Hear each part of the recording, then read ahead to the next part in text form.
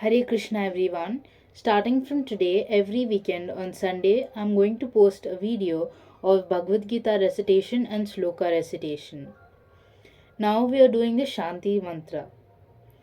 Om Sahanavavatu Sahanau Bhunatu Sah Viryam Karavaihi Tejasvinavaditamastu Ma Vitvishavahai Om Shanti Shanti Shanti.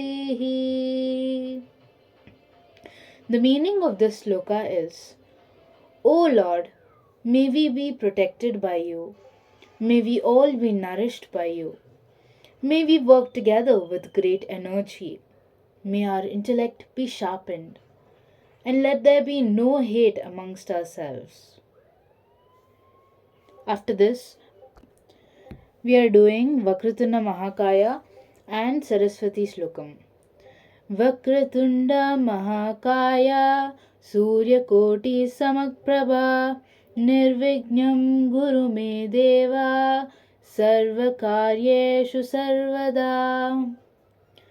Om Saraswati Namastubhyam Varade Kamarupini Vidyarambam Karishyami Siddhir Bhavatu Me Sada Padmapatra Visalakshi Padmakesara Varnati Nityam Padmalayam Devi Samam Patu Saraswati.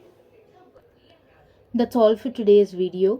Thank you everyone for watching. Please do like, share and subscribe.